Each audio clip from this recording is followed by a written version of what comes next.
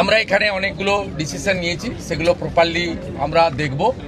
আপনারা victim family যেমন confidence রেখেছেন সরকার পুলিশের উপরে, আপনারাও রাখতে পারেন।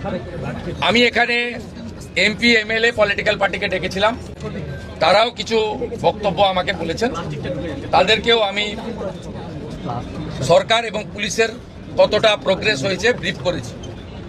আমার বিশ্বাস, এবং এখান থেকে আমি ভার্চুয়ালি গোটা রাজ্যের সমস্ত থানার সঙ্গে যুক্ত হয়েছি, আমি তাদের পরিষ্কার বলেছি যে ঘটনা রোধ করতে হবে এবং প্রপার আপনার যে প্রসিডিওর আছে, ভারতীয় ন্যায় সংহিতা, সুপ্রিম কোর্টের একাধিক গাইডলাইন, জাতীয় মহিলা কমিশন, জাতীয় মহিলা শিশু রক্ষা কমিশন, পস্কো অ্যাক্টের আওতায় যে গাইডলাইনগুলো আছে, হিউম্যান রাইটস কমিশনের যে গাইডলাইনগুলো আছে, রাজ্য সরকারের যে বর্তমান সরকারের যে মনোভাব, বারে বারে মুখ্যমন্ত্রী যে কথাগুলো বলছেন, তার মন্ত্রীরা বলছেন, ডিজিপি যে নির্দেশ দিচ্ছেন, এগুলো আপনাকে ফলো করতে হবে।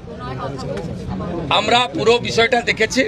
এখানে মিসিং ডায়েরি হয়েছে আগের দিন রাত্রিবেলা 11:50 PM। তারপরে ক্রমান্বয়ে যে ঘটনাগুলো হয়েছে মিনিট টু মিনিট আমি প্রাইমারি অ্যানালাইসিস করেছি। আমি ডিজিপিকে 72 ঘন্টা টাইম দিয়েছি। তিনি আমাকে, আমি যা ফাইন্ডিংস পেয়েছি, ওনার যে অ্যাডমিনিস্ট্রেটিভ প্রসিডিওর রয়েছে, প্রসিডিওর অনুযায়ী একটা রিপোর্ট দেবেন।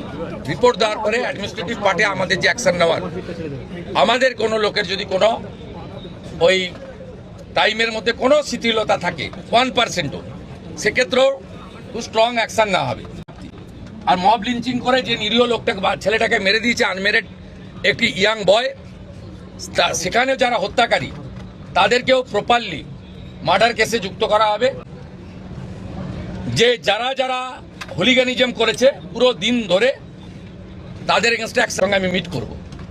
প্রায় 200-র বেশি আইডেন্টিফাইড লোক, তাদেরকে আমি পরিষ্কার বলে গেলাম যারা উস্কানি দিয়েছে কারোর ইন্ধনে, পলিটিক্যাল বায়াসনেস নিয়ে, মিডিয়াতে পাবলিসিটির লোভে, সোশ্যাল মিডিয়ায় চিপ ভিউয়ার্স বাড়ানোর জন্য, ওদেরও কিন্তু ছাড়া হবে না।